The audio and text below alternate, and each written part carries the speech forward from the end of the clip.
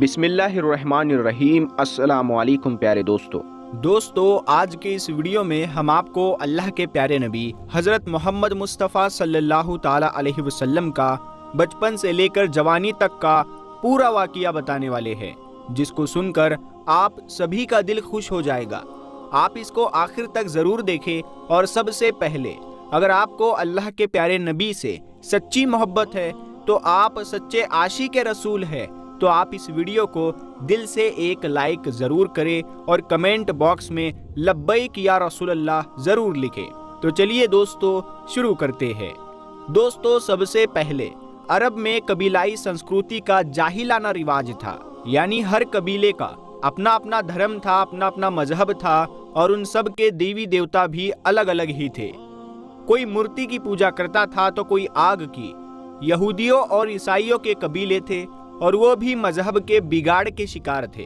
اس وقت لوگ اللہ کو چھوڑ کر انسانوں اور پیڑ پہاڑوں کی پوجا کرنے میں لگے ہوئے تھے۔ پورے عرب میں ہنسا کا بول بالا تھا، عورتیں اور بچے محفوظ نہیں تھے، لوگوں کی جان اور مال کی سرکشا کی کوئی گارنٹی نہیں تھی۔ اس اندھیرے دور سے دنیا کو باہر نکالنے کے لیے اللہ نے حضرت محمد مصطفیٰ صلی اللہ تعالی علیہ وسلم کو اپنا پیغمبر بنا کر اس دنیا میں بھیجا۔ دوستو، حضور صلی اللہ تعالی علیہ وسلم 12 ربیع الاول 571 عیسوی کو پیر کے دن اور صبح صادق کے وقت مکہ میں پیدا ہوئے۔ آپ کے پیدا ہوتے ہی آپ کے دادا عبد المطلب آپ کو گود میں اٹھا کر کعبہ شریف میں لے گئے، آپ کے لیے دعائیں کی اور آپ کا نام رکھا محمد۔ پوتے کی پیدائش کی خوشی میں آپ کے دادا نے 7ویں دن اپنے قبیلے کے لوگوں کو دعوت دی۔ لوگوں نے آ کر آپ کے دادا سے پوچھا کہ آپ نے ان کا نام محمد کیوں رکھا ہے؟ تو آپ کے دادا نے جواب دیا کہ میں چاہتا ہوں کہ میرے پوتے پر اسلام کا اثر پڑے، اور آپ کی والدہ سیدہ امینہ نے آپ کا نام احمد رکھا۔ دوستو، پیغمبر حضرت محمد مصطفیٰ صلی اللہ تعالی علیہ وسلم جب پیدا ہوئے تو آپ کی ختنہ پہلے سے ہی کی ہوئی تھی۔ آپ کی آنکھوں میں سرما بھی لگا ہوا تھا، اور آپ کا تمام بدن پاکیزہ تھا۔ جب آپ کے دادا عبد المطلب نے اپنے پوتے کو ختنہ شدہ اور ناف کٹا ہوا پایا تو وہ بہت زیادہ خوش ہوئے اور فرمایا کہ میرا پوتا بڑی نرالی اور بڑی شان والا ہوگا۔ اور یہی نہیں، جب آپ صلی اللہ تعالی علیہ وسلم پیدا ہوئے تو آپ کی مٹھی مبارک بھی بند تھی، مگر شہادت والی انگلی آسمان کی طرف اٹھی ہوئی تھی، اور ایسا لگ رہا تھا جیسے خدا کی وحدانیت کا اقرار کر رہی ہے۔ دوستو، جب حضرت محمد صلی اللہ تعالی علیہ وسلم پیدا ہوئے تو اس وقت عرب میں یہ رواج ہوا کرتا تھا کہ شہر کے بڑے لوگ اپنے بچوں کو دودھ پلوانے کے لیے اور پلنے بڑھنے کے لیے گاؤں دیہاتوں میں بھیج دیا کرتے تھے، تاکہ گاؤں دیہات کی کھلی ہوا میں رہ کر ان کا بچہ خوب صحت مند بنے۔ کیونکہ دوستو، اس زمانے میں گاؤں دیہات کا موسم شہروں کے مقابلے زیادہ صاف ستھرا اور زیادہ اچھا ہوا کرتا تھا۔ اسی وجہ سے گاؤں دیہات میں پلے بچے زیادہ صحت مند اور موٹے تازے ہوا کرتے تھے۔ دوستو، اسی رواج کے مطابق پیغمبر حضرت محمد صلی اللہ تعالی علیہ وسلم کو بھی مکہ سے دور طائف کے قریب ایک علاقہ ہے جس کو بنی سعد قبیلہ کہا جاتا ہے، وہاں لے جایا گیا اور ایک دائی کو سونپ دیا گیا جس کا نام دائی حلیمہ تھا، اور وہ بنی سعد قبیلے سے تھی، اسی لیے ان کو حلیمہ سعدیہ بھی کہا جاتا ہے۔ دوستو، اس کے 2 بڑے مقصد تاریخ کی کتابوں میں لکھے گئے ہیں۔ پہلا مقصد تو یہ تھا کہ اس وقت لوگ شہر کی آب و ہوا سے ہٹ کر دیہات کی اچھی اور تازی ہوا میں اپنے بچوں کو بھیجتے تھے تاکہ وہ اچھے صحت مند ہو جائے، اور اسی کے ساتھ دوسرا مقصد یہ تھا کہ وہ ان کے ساتھ رہ کر اچھی طرح سے عربی زبان بھی سیکھ لے۔ ان دونوں مقصد کے لیے شہر کے لوگ اپنے بچوں کو پلنے بڑھنے کے لیے گاؤں دیہاتوں میں بھیجا کرتے تھے۔ دوستو، دائی حلیمہ بہت غریب گھرانے سے تھی، اسی لیے انہوں نے آپ صلی اللہ تعالی علیہ وسلم کی پرورش کا بیڑا اٹھایا، یہ سوچ کر کہ 2 سال ان کی پرورش کروں گی تو اس کے بدلے میں مجھے کچھ مال مل جائے گا تاکہ اس سے اس کی زندگی کا گزر بسر اچھی طرح سے ہو سکے۔ دوستو، جیسے ہی حضرت آمینہ نے اپنے پیارے بیٹے حضرت محمد صلی اللہ تعالی علیہ وسلم کو دائی حلیمہ کے حوالے کیا، اور جو ہی دائی حلیمہ نے آپ صلی اللہ تعالیٰ علیہ وسلم کو اپنی گود میں اٹھایا تو اسی وقت سے دائی حلیمہ کی زندگی میں رحمت اور برکت ہونا شروع ہو گئی۔ دوستو، اس وقت عربوں میں یہ رواج تھا کہ بچے کی پرورش کا ذمہ 2 سال کا ہوا کرتا تھا اور ہر 6 مہینے کے بعد بچے کو اس کے گھر والوں سے ملانا ہوتا تھا۔ اسی رواج کے مطابق دائی حلیمہ بھی 6 مہینے کے بعد پیغمبر حضرت محمد صلی اللہ تعالیٰ علیہ وسلم کو ان کی ماں سے ملانے کے لیے مکہ پہنچی۔ ان کے ساتھ ان کا شوہر حارث اور ان کا ایک چھوٹا بچہ بھی تھا جو ان کی گود میں تھا۔ وہ بچہ بھوک سے رو رہا تھا کیونکہ حلیمہ بہت کمزور تھی اور کھانے پینے کی کمی بھی تھی۔ اسی وجہ سے دائی حلیمہ دودھ نہیں پلا پا رہی تھی۔ لیکن جیسے ہی اس نے اللہ کے پیغمبر حضرت محمد صلی اللہ تعالیٰ علیہ وسلم کو اپنی گود میں اٹھایا اور ان کو دودھ پلانا شروع کیا تو پیغمبر حضرت محمد صلی اللہ تعالیٰ علیہ وسلم نے خوب سیر ہو کر دودھ پیا، اور آپ صلی اللہ تعالیٰ علیہ وسلم کے دودھ پی لینے کے بعد دائی حلیمہ نے اپنے معصوم سے بچے کو بھی خوب دودھ پلایا۔ یہ دیکھ کر حلیمہ پریشان ہو گئی کہ یہ کیا معاملہ ہوا۔ وہ جب مکہ آ رہی تھی تو ان کے پاس دودھ نہیں تھا، مگر جب سے یہ بچہ ان کی گود میں آیا ہے تب سے اللہ کی طرف سے خاص رحمتوں کا آنا شروع ہو گیا ہے۔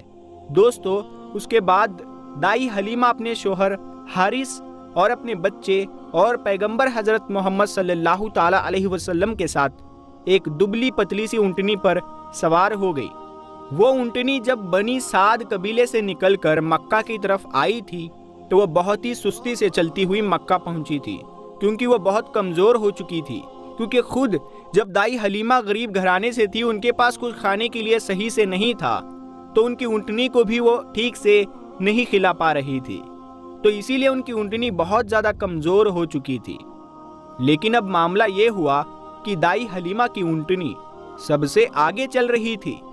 دائی حلیمہ کی سہیلیوں نے اپنی آنکھوں سے دیکھا کہ دائی حلیمہ کی یہ وہی اونٹنی تھی جو مکہ میں بڑی سستی سے آئی تھی۔ اب اس اونٹنی کو آخر کیا ہو گیا کہ وہ اب بڑی رفتار سے چل رہی تھی۔ دوستو، یہ نظارہ دیکھ کر دائی حلیمہ کی سہیلیاں کہنے لگی، حلیمہ ہم پر رحم کرو، دھیرے چلو، کیا یہ وہی اونٹنی ہے جس پر تم مکہ آئی تھی؟ تو یہ سن کر دائی حلیمہ کہنے لگی کہ جب سے یہ بچہ میری گود میں آیا ہے تب سے معلوم نہیں عجیب عجیب سے واقعے میرے ساتھ ہونے لگے ہیں۔ دوستو، اس کے بعد دائی حلیمہ کی زندگی میں رحمتوں اور برکتوں کا سلسلہ چلتا رہا، اور ایسے کرتے کرتے 2 سال پورے ہونے کو آ گئے، یعنی کہ بچے کی پرورش کا ذمہ پورا ہونے کو آ گیا۔ جو ایگریمنٹ ہوا تھا وہ پورا ہو رہا تھا۔ خیر اور برکتوں کا سلسلہ دائی حلیمہ نے ان 2 سالوں میں اپنی زندگی میں خوب دیکھا۔ اسی وجہ سے ان کا دل نہیں چاہ رہا تھا کہ وہ اس نورانی بچے کو واپس اپنے گھر والوں کو سونپ دے، مگر دستور کے مطابق 2 سال کے بعد اس کو واپس سونپنا ہی تھا۔ اسی لیے 2 سال کے بعد دائی حلیمہ پیغمبر حضرت محمد صلی اللہ تعالیٰ علیہ وسلم کو اپنے ساتھ لے کر مکہ کی طرف نکل پڑی۔ جب وہ مکہ میں پہنچی تو حضرت آمینہ سے کہنے لگی کہ آپ کا بچہ بڑا ہی برکتوں و رحمتوں والا بچہ ہے۔ جب سے یہ بچہ میری گود میں آیا ہے تب سے میری تو زندگی ہی بدل گئی ہے۔ میری زندگی میں برکتوں و رحمتوں کا دور شروع ہو گیا ہے۔ اسی لیے میری آپ سے گزارش ہے کہ آپ تھوڑے دن اس بچے کو میرے پاس رہنے دے، میں تھوڑے دن اس کی پرورش کرنا چاہتی ہوں۔ تو یہ سن کر حضرت آمینہ نے پہلے تو انکار کر دیا، مگر دائی حلیمہ کے بار بار اصرار کرنے پر حضرت آمینہ تیار ہو گئی اور کہنے لگی کہ تھوڑے دن اپنے پاس اور رکھ لو، پھر واپس آ کر مجھے دے جانا۔ اس طرح سے دائی حلیمہ آپ صلی اللہ تعالیٰ علیہ وسلم کو واپس اپنے ساتھ لے گئی۔ دوستو، ایسا کرتے کرتے پیغمبر حضرت محمد صلی اللہ تعالیٰ علیہ وسلم کی عمر 4 سال کی ہو گئی۔ جب آپ کی عمر 4 سال کی ہوئی تو ایک دن آپ دائی حلیمہ کے گھر کے باہر کچھ بچوں کے ساتھ کھیل رہے تھے۔ ان میں حلیمہ سعدیہ کا ایک بیٹا جو پیغمبر حضرت محمد کا دودھ شریک بھائی بھی تھا، وہ سب کھیل رہے تھے کہ اچانک آپ زمین پر گر گئے اور آپ کے چہرے اور جسم کا رنگ پوری طرح سے بدل گیا۔ دوستو، تاریخ کی کتابوں میں ہے کہ اس وقت حضرت جبرائیل علیہ السلام پہلی بار پیغمبر حضرت محمد صلی اللہ تعالیٰ علیہ وسلم سے ملنے آئے تھے۔ جیسے ہی حضرت جبرائیل علیہ السلام آپ کے پاس آئے تو آپ کو زمین پر لیٹا کر آپ کے سینے کو چاک کر دیا، یعنی کہ آپ کے سینے کو کھول دیا اور آپ کے دل کو باہر نکال لیا۔ اس کے بعد آپ کے دل کو زمزم کے پانی سے دھویا اور آپ کے دل پر ایک کالے رنگ کا چھوٹا سا لوتھڑا تھا، اس کو ہٹا دیا اور یہ کہا کہ آج سے شیطان کے حصے کو دور کر دیا، اور اس کے بعد آپ کے دل کو واپس آپ کے سینے میں رکھ دیا۔ دوستو، ادھر یہ دیکھ کر آپ کے ساتھ کھیل رہے بچے گھبرا گئے کہ آپ کو کیا ہو گیا ہے، آپ کا چہرے کا رنگ اتنا پیلا کیوں پڑ گیا ہے۔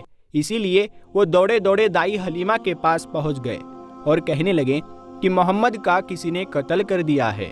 تو یہ سن کر دائی حلیمہ بہت گھبرا گئی اور پریشان ہو اٹھی اور بھاگتی ہوئی سوچنے لگی کہ مجھے 2 سال کے بعد اس بچے کو اپنی ماں کو دے دینا چاہیے تھا، اب اس کی ماں کو میں کیا منہ دکھاؤں گی۔ یہ سوچتے ہوئے دائی حلیمہ بھاگتی ہوئی آپ صلی اللہ تعالیٰ علیہ وسلم تک پہنچی تو حلیمہ نے دیکھا کہ آپ کے جسم کا رنگ بدلا ہوا ہے، مگر تھوڑی دیر کے بعد آپ کو ہوش آ گیا۔ یہ دیکھ کر حلیمہ کی جان میں جان آئی اور کہنے لگی اب اس کو اور نہیں رکھوں گی اپنے پاس۔ اس کے بعد دائی حلیمہ مکہ پہنچی اور پیغمبر محمد کو حضرت آمینہ کے حوالے کر دیا۔ دوستو، اس کے بعد 4 سال کی عمر کے بعد آپ اپنی ماں حضرت آمینہ کے پاس رہنے لگے۔ دوستو، پیغمبر حضرت محمد صلی اللہ تعالیٰ علیہ وسلم کی عمر مبارک جب 4 سال کی ہوئی تو آپ مکہ میں واپس آ گئے اور اس کے بعد آپ اپنی والدہ حضرت آمینہ کے پاس رہنے لگے۔ اس کے بعد زندگی کے دن بیتتے چلے گئے۔ سن 575 یا 576 میں جب آپ کی عمر 5 اور 6 سال کے بیچ ہوئی تب آپ اپنی ماں حضرت آمینہ کے ساتھ اور اپنے دادا عبد المطلب کے ساتھ مدینہ کی طرف نکلے۔ مدینہ میں آپ کے لیے 2 خاص باتیں تھیں۔ ایک تو یہ کہ مدینہ میں آپ کے والد حضرت عبداللہ کی قبر مبارک تھی، اور دوسری بات یہ کہ مدینہ میں آپ کے دادا عبد المطلب کا ننیحال بھی تھا۔ دوستو، اس زمانے میں سفر 1 مہینے یا 1.5 مہینے کا ہوا کرتا تھا، اسی لیے آپ کا یہ سفر بھی تقریباً مہینے بھر کا تھا۔ 1 مہینے کے بعد جب آپ پلٹ کر واپس مکہ کی طرف آ رہے تھے تو آپ کی زندگی میں جو واقعہ پیش آیا جس کو دیکھ کر آپ کے دادا عبد المطلب بھی رونے لگے۔ اللہ کے پیغمبر صلی اللہ تعالیٰ علیہ وسلم کو اپنے بچپن کی عمر میں ہی آپ کو دوسرا بڑا جھٹکا لگا اور اللہ نے آپ کو ایک اور آزمائش میں ڈال دیا۔ دوستو، ہوا یہ کہ آپ جب 1 مہینے کے بعد مدینہ سے واپس مکہ آ رہے تھے تو راستے میں ہی آپ کی والدہ حضرت آمینہ کی طبیعت بگڑ گئی اور وہ بری طرح سے بیمار پڑ گئی اور اس کے بعد ان کا انتقال ہو گیا۔ مکہ اور مدینہ کے بیچ الابوا نام کی ایک جگہ ہے، وہیں پر حضرت آمینہ کو دفن کیا گیا، اور اس طرح سے آپ 6 سال کی عمر میں ہی یتیم ہو گئے۔ آپ کی اس حالت کو دیکھ کر آپ کے دادا عبد المطلب بہت پریشان ہوئے اور وہ رونے لگے۔ ایک تو یہ کہ آپ کی پیدائش کے کچھ دن پہلے آپ کے والد حضرت عبداللہ کا انتقال ہو گیا تھا، اور اب دوسرا جھٹکا یہ لگا کہ آپ کی عمر ابھی 6 سال کی ہی تھی کہ آپ کی والدہ کا بھی انتقال ہو گیا۔ یہ دیکھ کر آپ کے دادا عبد المطلب کو بہت دکھ ہوا، مگر وہ بھی کیا کرتے، ایک دن تو سب کو مرنا ہے۔ اس کے بعد آپ کے دادا عبد المطلب نے آپ کو اپنی گود میں اٹھایا اور مکہ کی اور چل پڑے، اس فکر کے ساتھ، اس سوچ کے ساتھ کہ آخر اس معصوم سے بچے کے ساتھ ایسا کیوں ہو رہا ہے۔ دوستو، آپ ذرا سوچ کر دیکھیے کہ ان بچوں پر کیا بیتتی ہوگی جو بچپن میں ہی یتیم ہو جاتے ہیں، جن کے والد اور والدہ کا انتقال بچپن میں ہی ہو جاتا ہے۔ اس کے بعد ایسے بچوں کو لوگ دھکار بھری نظروں سے دیکھتے ہیں، پھر ایسے بچوں کے ساتھ اچھا برتاؤ بھی نہیں کیا جاتا، مگر آپ صلی اللہ تعالیٰ علیہ وسلم کے ساتھ اللہ کی مدد تھی۔ جیسا کہ اللہ نے خود قرآن پاک میں ارشاد فرمایا ہے کہ آپ کے یتیم ہونے پر اللہ کی مدد آپ کے ساتھ تھی، اسی وجہ سے آپ کے ساتھ اچھا معاملہ پیش آیا اور اللہ نے آپ کو سہارا دیا۔ دوستو، اس کے بعد آپ کے دادا عبد المطلب آپ کو غم کے ساتھ لے کر مکہ میں پہنچے آپ کے گھر کے اندر غم کا ماحول تھا۔ ابو طالب جو آپ کے چچا تھے وہ آپ کو اس حالت میں دیکھ کر رونے لگے۔ ابو طالب آپ کو بہت چاہتے تھے اور عبد المطلب بھی اپنے بیٹوں سے سب سے زیادہ اور اپنے پوتوں میں سب سے زیادہ پیغمبر حضرت محمد صلی اللہ تعالیٰ علیہ وسلم کو چاہتے تھے۔ پیارے دوستو، ہم آپ کو بتا دیں کہ عبد المطلب وہ شخص تھے جو قریش کے بہت بڑے سردار تھے۔ ان کی لوگ سب سے زیادہ عزت کیا کرتے تھے۔ کعبہ کی چھاؤں میں ان کے لیے ایک خاص فرش بچھایا جاتا جس پر صرف وہ اکیلے بیٹھتے تھے، کسی دوسرے کو اس پر بیٹھنے کی اجازت نہیں ہوتی تھی۔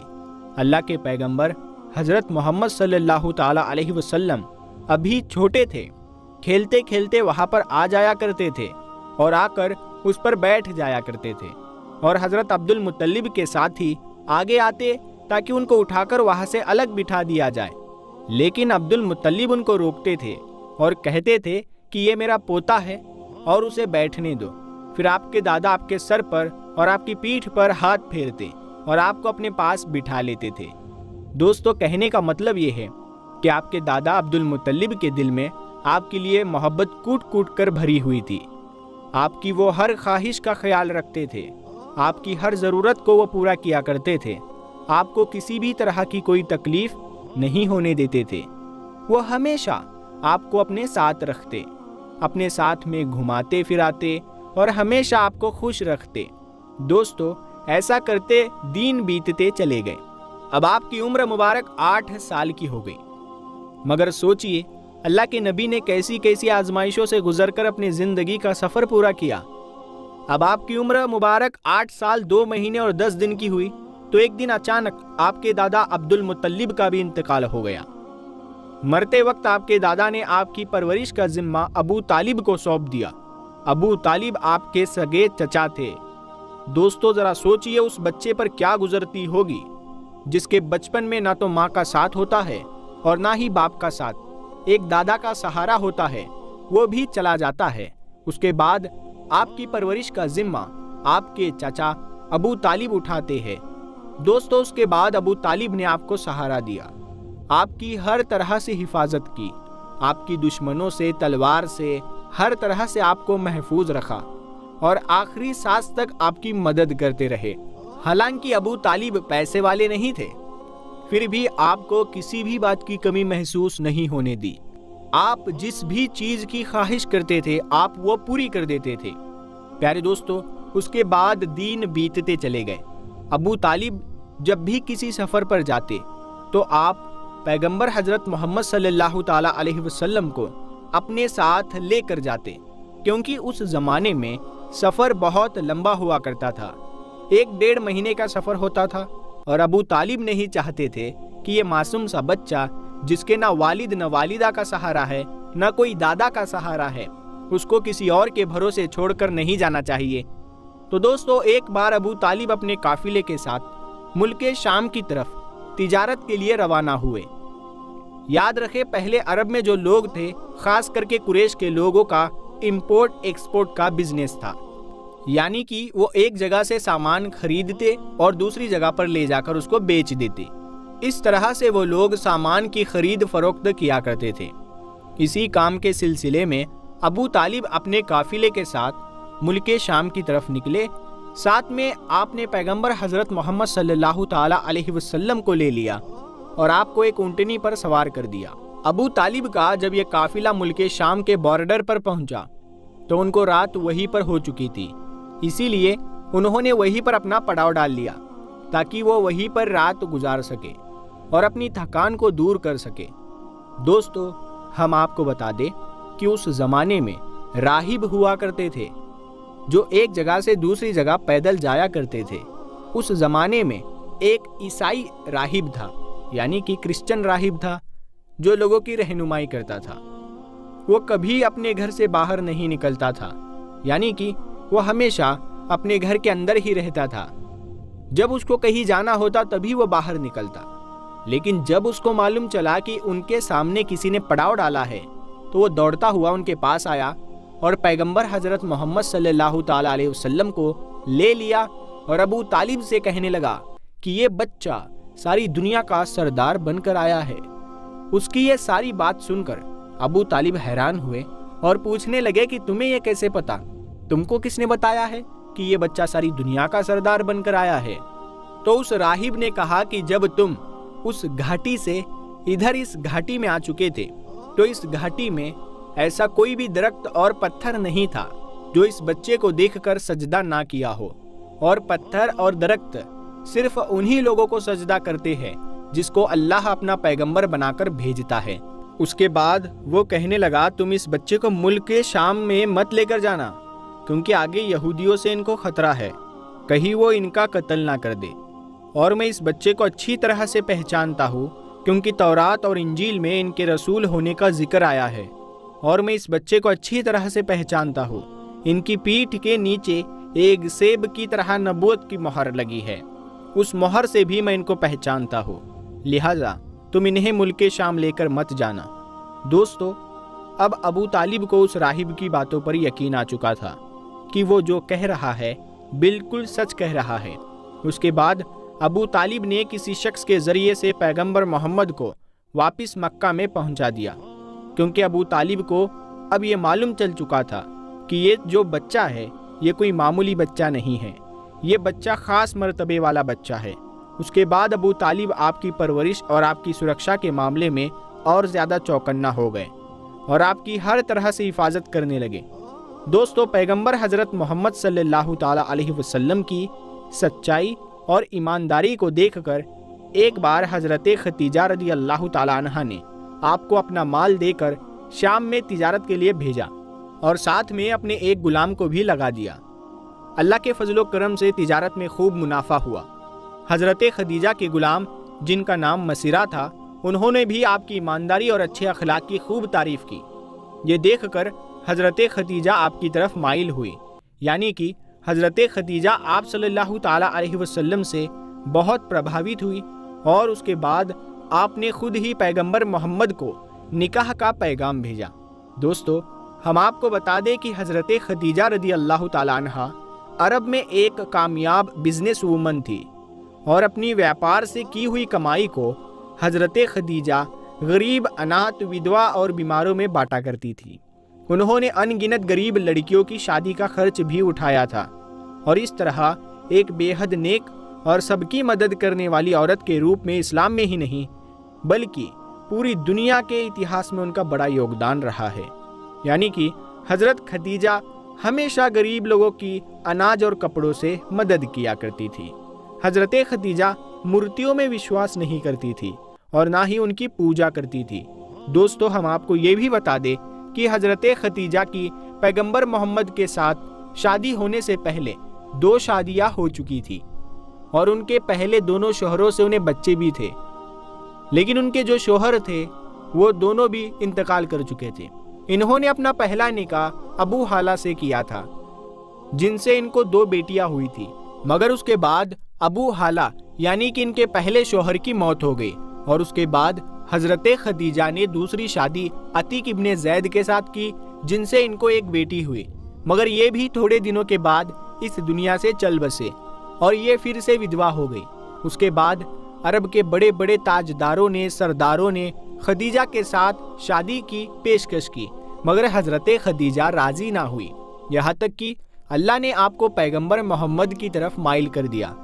दोस्तों, उसके बाद हज़रत खदीजा ने पैगंबर हज़रत मोहम्मद सल्लल्लाहु ताला अलैहि वसल्लम की ईमानदारी और तिजारती सफ़र को देखकर तीसरे निकाह का पैगाम आपने खुद ही अपनी एक ख़ास सहेली, जिसका नाम नफीसा था, उसके ज़रिए आपने पैगंबर मोहम्मद के पास निकाह का पैगाम भेजा। तो पैगाम सुनकर पैगंबर हज़रत मोहम्मद सल्लल्लाहु ताला अलैहि वसल्लम ने ये कहकर इनकार कर दिया कि वो इसके बारे में सबसे पहले अपने चचा अबू तालिब और अपनी चची से बात करेंगे, उसके बाद में ही वो इसके बारे में आपको बताएंगे। दोस्तों, उसके बाद पैगंबर हज़रत मोहम्मद सल्लल्लाहु ताला अलैहि वसल्लम ने इस पैगाम के बारे में अपने चचा अबू तालिब से बात की, यानी कि उनको इस पैगाम के बारे में बताया। तो ये सुनकर आपके चचा अबू तालिब बहुत खुश हुए और निकाह करवाने के लिए राज़ी हो गए और आपको इजाज़त दे दी। आपके चचा हज़रत हमज़ा ने खदीजा के चाचा अम्र बिन सऊद से रसूलुल्लाह सल्लल्लाहु ताला अलैहि वसल्लम के वली यानी कि बड़े होने की हैसियत से बातचीत की और 20 ऊँटनी महर यानी कि निकाह के वक्त औरत या बीवी को दी जाने वाली जो रकम आपकी हैसियत में हो, ये देकर आपके चचा अबू तालिब ने आपका निकाह पढ़ा दिया। दोस्तों, उसके बाद हज़रत खदीजा और पैगंबर मोहम्मद सल्लल्लाहु ताला अलैहि वसल्लम के निकाह का खुतबा आपके चचा अबू तालिब ने पढ़ा। उसमें अल्लाह की हम्दो सना की गई। उसके बाद कबूल नामा हुआ और महर बयान किया गया। महर में 20 ऊँटनी लिखी गई। दोस्तों, यह मुल्क शाम की वापसी के 2 महीने के बाद की बात है। उस वक्त आपकी उम्र 25 साल थी और हज़रत खदीजा की उम्र 40 साल थी। हज़रत खदीजा आपकी पहली बीवी थी। हज़रत खदीजा के जीते जी आपने किसी और औरत के साथ शादी नहीं की। आपकी तमाम औलादें भी इन्हीं से हुई है। सिर्फ हज़रत इब्राहीम हज़रत मारिया से पैदा हुए थे। दोस्तों, पैगंबर हज़रत मोहम्मद सल्लल्लाहु ताला अलैहि वसल्लम और हज़रत खदीजा रदी अल्लाह ताला अन्हा की औलादें ये है, यानी कि आपके औलादों के नाम ये है। पहले कासिम, फिर ज़ैनब, फिर रुकैया, फिर उम्मे कुलसुम, फिर फातिमा और फिर अब्दुल्ला। आपके तमाम लड़के बचपन में ही इंतकाल कर गए थे। अलबत्ता आधी बेटियों ने आधी नबूवत को पाया, इस्लाम लाई और हिजरत भी की, और सब की सब आपकी ज़िंदगी में ही इंतकाल कर गई। सिर्फ हज़रत फातिमा रदी अल्लाह ताला अन्हा आपकी इस दुनिया से पर्दा फरमा जाने के 6 महीने के बाद इस दुनिया से रुखसत हुई। प्यारे दोस्तों, जैसा कि आपको पता है कि शादी के वक्त प्यारे नबी सल्लल्लाहु ताला अलैहि वसल्लम की उम्र मुबारक 25 थी और हज़रत खदीजा की उम्र 40 थी। हज़रत खदीजा अरब की अमीर तरीन खातून और ताजिरीन औरत थी। आप सल्लल्लाहु ताला अलैहि वसल्लम पर जब पहली आयत नाजिल हुई तो रसूलुल्लाह सल्लल्लाहु ताला अलैहि वसल्लम ने सबसे पहले हज़रत खदीजा को बताया। इस्लाम कबूल करने वाली में हज़रत खदीजा पहली खातून है, पहली औरत है। इस्लाम को फैलाने में न सिर्फ अखलाकी बल्कि माली तौर पर भी आपने बहुत ज़्यादा आप सल्लल्लाहु ताला अलैहि वसल्लम की मदद की है। दोस्तों, पैगंबर हज़रत मोहम्मद सल्लल्लाहु ताला अलैहि वसल्लम हज़रत खदीजा रदी अल्लाह ताला अन्हा से बहुत मोहब्बत किया करते थे और उनके होते हुए यानी कि हज़रत खदीजा के जीते जी आपने दूसरी शादी नहीं की थी। और अरब का ये रिवाज था कि वो 10 शादियाँ करते थे, 10-10, 11-11 शादियाँ तक उस वक्त अरबों में हुआ करती थी। लेकिन प्यारे नबी सल्लल्लाहु ताला अलैहि वसल्लम ने जब तक हज़रत खदीजा जिंदा रही तब तक उन्होंने दूसरी शादी नहीं की। हज़रत खदीजा और पैगंबर मोहम्मद का साथ तकरीबन 25 साल तक रहा। अल्लाह के पैगंबर हज़रत मोहम्मद सल्लल्लाहु ताला अलैहि वसल्लम ने फरमाया है कि खदीजा दुनिया की बेहतरीन औरतों में से है। आप रदी अल्लाह ताला अन्हा की वफ़ात के बाद भी पैगंबर हज़रत मोहम्मद सल्लल्लाहु ताला अलैहि वसल्लम अक्सर आपको याद किया करते थे और आपकी सहेलियों को हदिया भिजवाते रहते थे। दोस्तों, पैगंबर हज़रत मोहम्मद सल्लल्लाहु ताला अलैहि वसल्लम की तमाम औलादें यानी कि आपके 6 बच्चे हज़रत खदीजा से ही है, सिवाय हज़रत इब्राहीम रदी अल्लाह ताला अन्हु के। हज़रत खदीजा की कब्र मुबारक जन्नतुल मुअल्ला मक्का में है। जिस साल हज़रत खदीजा रदी अल्लाह ताला अन्हा और आपके चचा अबू तालिब का इंतकाल हुआ था, उस साल को आपने गम का साल करार दिया। प्यारे दोस्तों, ऐलान नबूवत से पहले अल्लाह के पैगंबर हज़रत मोहम्मद सल्लल्लाहु ताला अलैहि वसल्लम कुछ खाने पीने का सामान अपने साथ लेकर गारे हिरा की पहाड़ी पर चले जाया करते और वहाँ पर जाकर वो अकेले बैठते और अल्लाह की इबादत करते, यानी कि अल्लाह की इबादत में मशगूल रहते थे। ये सिलसिला काफ़ी दिनों तक ऐसे ही चलता रहा, यानी कि काफ़ी दिनों तक आप इसी तरह से गारे हिरा की पहाड़ी पर जाकर अल्लाह की इबादत करते रहे। एक मरतबा अल्लाह के पैगंबर हज़रत मोहम्मद सल्लल्लाहु ताला अलैहि वसल्लम गारे हिरा की पहाड़ी पर अल्लाह की इबादत में मशगूल थे कि इतने में आपके पास में हज़रत जिब्राइल अलैहिस्सलाम अपनी असल शक्ल सूरत में आपके पास तशरीफ़ लाए, यानी कि अचानक हज़रत जिब्राइल अलैहिस्सलाम आपके सामने नाजिल हो गए। हम आपको बता दें कि ये जिब्राइल अलैहिस्सलाम फरिश्तों के सरदार है और हज़रत जिब्राइल अलैहिस्सलाम की ताकत इतनी है कि अगर जिब्राइल अपना एक पर फैला दे तो मशरिक से लेकर मगरिब तक इस पूरी दुनिया को छुपा सकते हैं, यानी कि इतना बड़ा हज़रत जिब्राइल अलैहिस्सलाम का एक पर है। और हज़रत जिब्राइल अलैहिस्सलाम के इस तरह के 70,000 पर है। अब आप सोचिए कि हज़रत जिब्राइल कितने ज़्यादा ताकतवर होंगे और कितने बड़े होंगे। اس کے علاوہ حضرت جبرائیل کی پرواز کا عالم یہ ہے، یعنی کہ ان کی سپیڈ اتنی زیادہ ہے کہ یہ پلک جھپکتے ہی سدرہ سے زمین پر آ جاتے ہیں اور پلک جھپکتے ہی اس زمین سے واپس سدرہ پر پہنچ جاتے ہیں۔ یہ حضرت جبرائیل علیہ السلام کی طاقت کا عالم ہے۔ اگر حضرت جبرائیل علیہ السلام چاہے تو اس پوری زمین کو اٹھا کر پلٹ سکتے ہیں۔ قوم لوط کو اسی طرح سے حضرت جبرائیل علیہ السلام نے پلٹا تھا۔ یہ حضرت جبرائیل علیہ السلام کی شان ہے جو اللہ کے ایک فرشتے ہیں۔ جبرائیل علیہ السلام کے ایک مقتدی بھی ہے جن کا نام اسرائیل علیہ السلام ہے، جن کو ملک الموت بھی کہا جاتا ہے۔ وہ ہر انسان کے گھر میں آتے ہیں اور جس انسان کو یہ ایک بار دکھ جاتے ہیں تو پھر وہ دوبارہ کسی اور انسان کو دیکھ نہیں پاتا ہے، یعنی کہ پھر وہ انسان کسی اور کو دیکھنے سے ہمیشہ ہمیشہ کے لیے محروم رہ جاتا ہے۔ حضرت اسرائیل کی طاقت اتنی زیادہ ہے کہ اگر اسرائیل کسی پر اپنی انگلی رکھ دے تو اس انسان کی موت ہو جاتی ہے، یعنی کہ وہ مر جاتا ہے۔ اب آپ سوچئے کہ جب حضرت اسرائیل کی طاقت یہ ہے تو پھر اللہ کے فرشتے حضرت جبرائیل علیہ السلام کی طاقت کا عالم کیا ہوگا۔ تو دوستو، یہی حضرت جبرائیل علیہ السلام پہلی بار اپنی اصل شکل و صورت میں اللہ کے پیارے نبی حضرت محمد صلی اللہ تعالی علیہ وسلم کے سامنے حاضر ہو گئے اور کہنے لگے، پڑھو اقرا۔ یہ سن کر آپ صلی اللہ تعالی علیہ وسلم نے فرمایا کہ مجھے پڑھنا نہیں آتا۔ حضرت جبرائیل نے دوبارہ کہا، پڑھو اقرا۔ آپ صلی اللہ تعالی علیہ وسلم نے پھر کہا کہ مجھے پڑھنا نہیں آتا۔ حضرت جبرائیل علیہ السلام نے تیسری مرتبہ کہا، پڑھو اقرا، تو آپ نے پھر کہا کہ مجھے پڑھنا نہیں آتا۔ اس کے بعد حضرت جبرائیل علیہ السلام نے اللہ کے پیارے نبی حضرت محمد مصطفیٰ صلی اللہ تعالی علیہ وسلم کو اپنے سینے سے لگایا، اور سینے سے اس طرح سے لگایا کہ حضرت جبرائیل علیہ السلام نے حضور پاک صلی اللہ تعالی علیہ وسلم کی بغل میں اپنے دونوں ہاتھ ڈالے، یعنی کہ اللہ کے نبی کے دونوں ہاتھ باہر کی طرف کر دیے، اور پھر جبرائیل نے پیارے نبی کو اپنے سینے سے لگایا اور پھر زور سے دبا دیا، یعنی کہ بہت زور سے دبا دیا۔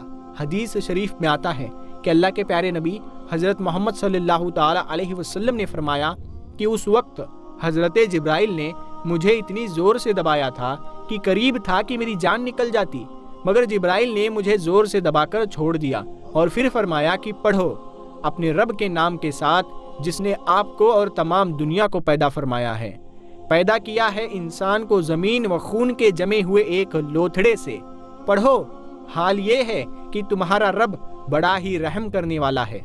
پھر اللہ کے پیارے نبی حضرت محمد صلی اللہ تعالی علیہ وسلم پڑھنے لگے، اور پھر آپ بہت گھبرائے ہوئے غار ہرا کی پہاڑی سے اتر گئے اور اپنے گھر آ گئے، یعنی کہ وہ واقعہ ہونے کے بعد میں اللہ کے پیارے نبی حضرت محمد صلی اللہ تعالی علیہ وسلم گھبرائے ہوئے اپنے گھر تشریف لائے۔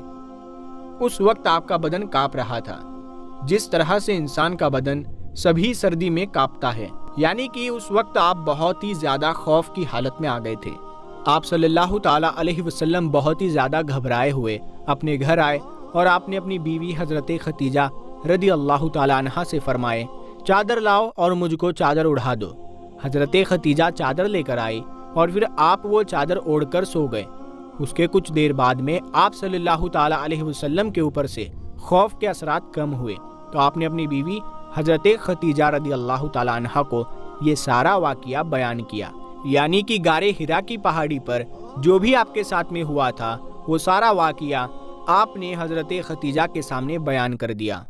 تو یہ واقعہ سن کر حضرت خدیجہ نے فرمایا کہ آپ کے اوپر یہ کوئی شیطانی کام نہیں ہو سکتا ہے، کیونکہ آپ نے تو ہمیشہ غریبوں کی مدد کی ہے، آپ نے تو ہمیشہ بیواؤں کو سہارا دیا ہے، آپ تو ہمیشہ یتیموں کے سہارے بنے ہو، آپ نے ہمیشہ بے سہارا لوگوں کی مدد کی ہے، اسی لیے آپ کے ساتھ میں اللہ تعالیٰ کچھ کبھی غلط نہیں ہونے دے سکتا۔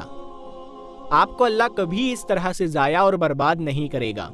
دوستو، اس کے بعد میں حضرت خدیجہ اللہ کے پیارے نبی حضرت محمد صلی اللہ تعالی علیہ وسلم کو ساتھ میں لے کر اپنے چچا زاد بھائی حضرت براق ابن نوفل کے پاس پہنچی، جو کہ اس وقت یہودیوں کے ایک بہت بڑے عالم ہوا کرتے تھے۔ یہ اصل میں پہلے مشرک تھے، یعنی کہ بت پرست تھے، لیکن یہ بہت ہی زیادہ تعلیم یافتہ تھے، اسی لیے بعد میں انہوں نے عیسائی دھرم کو قبول کر لیا تھا۔ پھر انہوں نے تورات اور انجیل کو حفظ بھی کر لیا تھا، یعنی کہ یہ اس وقت تورات کے بہت بڑے عالم تھے۔ اسی لیے حضرت خدیجہ اللہ کے پیارے نبی حضرت محمد صلی اللہ تعالیٰ علیہ وسلم کو ساتھ میں لے کر اپنے انہی چچا زاد بھائی کے پاس پہنچی اور جا کر سارا واقعہ بیان کر دیا۔ حضرت براق ابن نوفل کے اس وقت اپنے بڑھاپے کی وجہ سے بینائی چلی گئی تھی، یعنی کہ اس وقت وہ دیکھ نہیں پا رہے تھے۔ جب انہوں نے اللہ کے نبی حضرت محمد صلی اللہ تعالیٰ علیہ وسلم کی حالت سنی تو پوچھنے لگے کہ آپ کو کیا ہوا؟ تو آپ صلی اللہ تعالیٰ علیہ وسلم نے فرمایا کہ میں غار حرا کی پہاڑی پر اللہ کی عبادت میں مشغول تھا، اتنے میں میرے پاس میں اس طرح سے ایک بہت بڑا شخص اچانک میرے سامنے آ گیا اور پھر وہ کہنے لگا کہ پڑھو۔ جب میں نے نہیں پڑھا تو اس نے پھر اپنے سینے سے لگا کر مجھ کو بہت زور سے دبایا، پھر میں نے پڑھنا شروع کر دیا۔ اب دوستو، جیسا کہ ہم نے آپ کو پہلے بتایا کہ حضرت براق ابن نوفل اس وقت کی تورات اور انجیل کے ایک بہت بڑے عالم تھے، اسی لیے وہ اللہ کے آخری نبی کے آنے کی تمام نشانیوں کے بارے میں اچھی طرح سے جانتے تھے۔ اسی لیے وہ یہ سن کر کہنے لگے کہ اللہ کی قسم، جو بھی آپ کے پاس آیا تھا وہ وہی اللہ کا فرشتہ تھا جو حضرت موسیٰ اور حضرت عیسیٰ علیہ السلام پر نازل ہوتا تھا، یعنی کہ جو فرشتہ حضرت موسیٰ اور عیسیٰ کے پاس میں آتا تھا وہی فرشتہ آپ کے پاس میں آیا تھا۔ اور ان قریب ہے کہ اب آپ کی قوم آپ کو آپ کے علاقے سے، آپ کو اپنے شہر سے باہر نکال دے گی، کیونکہ آج تک جس نے بھی حق کا علم بلند کیا ہے، جتنے بھی آج تک نبی اس دنیا میں آئے ہیں، ان سب کو اسی طرح سے سزا دی گئی ہے، کیونکہ حضرت براق ابن نوفل تورات اور انجیل کے بہت بڑے عالم تھے، اسی لیے وہ اللہ کے آخری نبی کے آنے کی تمام نشانیوں سے اچھی طرح سے واقف تھے، اسی لیے انہوں نے یہ ساری باتیں آپ کو بتا دی۔ اور انہوں نے اس سے پہلے حضرت ختیجہ سے بھی یہ سن چکے تھے کہ وہ پیغمبر حضرت محمد صلی اللہ تعالیٰ علیہ وسلم سے نکاح بھی اسی لیے کیا کہ آپ سچے ہیں، آپ امانت دار ہیں۔ یہ ساری باتیں بتا کر پھر حضرت براق ابن نوفل فرمانے لگے، اگر میں اس وقت تک زندہ رہا تو میں تمہاری ضرور مدد کروں گا۔ اس کے بعد میں یہ سن کر وہیں پر حضرت ختیجہ نے آپ کا پہلا کلمہ پڑھ لیا، یعنی کہ حضرت ختیجہ پہلی عورت تھی جو آپ پر ایمان لے آئی، اور دوسرے یہ حضرت براق ابن نوفل تھے جس نے آپ صلی اللہ تعالیٰ علیہ وسلم کی تصدیق کی، یعنی کہ آپ کے بارے میں بتایا، یعنی کہ دوسرا کلمہ انہوں نے پڑھا۔ آگے کا واقعہ انشاءاللہ بہت ہی جلد اپلوڈ ہوگا، تو اس ویڈیو کو بنانے میں بہت محنت لگی ہے، تو آپ لوگ اس محنت کے لیے ایک لائک ضرور کریں اور اسے اپنے دوستوں میں 12 ربیع الاول سے پہلے شیئر ضرور کریں۔ اگر آپ نے یہاں تک ویڈیو دیکھا ہے تو آپ لوگوں کا بہت بہت شکریہ۔ ہم ملتے ہیں آپ کو ایک نئی ویڈیو کے ساتھ، تب تک کے لیے السلام علیکم۔